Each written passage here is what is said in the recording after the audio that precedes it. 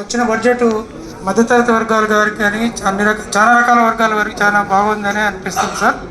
దాంతో ముఖ్యంగా నేను ఒక ఆయుర్వేదిక్ డాక్టర్గా ఆయుష్ డిపార్ట్మెంట్లో కేంద్ర ప్రభుత్వం వారు ఇప్పుడు ఆయుష్ డెవలప్మెంట్ కోసం చేస్తున్నటువంటి కృషిలో భాగంగా చాలా చేస్తున్నారు సార్. ముఖ్యంగా బడ్జెట్లో యూజువల్గా చాలా సెక్టార్స్కు 12% హైక్ ఉంటే ఆయుష్ సెక్టార్కు 14.5% హైక్ ఉంది సార్ సెంట్రల్ గవర్నమెంట్లో ఇప్పుడు మన బడ్జెట్లో. ఇది హర్షణీయం సార్.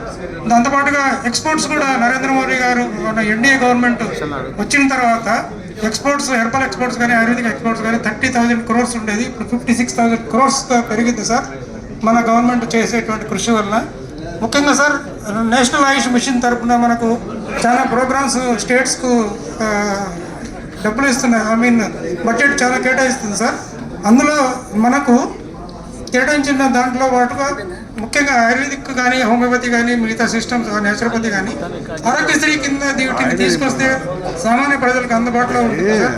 చాలామంది వేరే వేరే సైడ్ ఎఫెక్ట్స్ ఇంకోటో అఫోర్డబిలిటీ దీనివల్ల అఫోర్డబిలిటీ చేయలేకపోవడం వలన ప్రైవేట్ హాస్పిటల్స్ పోవడానికి అవకాశం లేకుండా పోయింది సార్.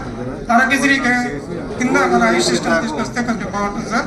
దాంతోపాటు మొత్తం ఆంధ్రప్రదేశ్ స్టేట్లో ఒకే ఒక గవర్నమెంట్ ఆయుర్వేదిక్ హాస్పిటల్ విజయవాడలో మాత్రమే ఉంది సార్. ప్రతి జిల్లాలో ఆయుష్ అంటే కనీసం ఆయుర్వేదిక్ హోమియో నేచురోపతి ఇలాంటి సిస్టమ్స్కు ఒక ఇంటిగ్రేటెడ్ హాస్పిటల్ జిల్లా కేంద్రంలో ఏర్పాటు చేస్తే ప్రజలకు చాలా ఉపయోగం అనుకుంటున్నాను సార్. Thank you sir.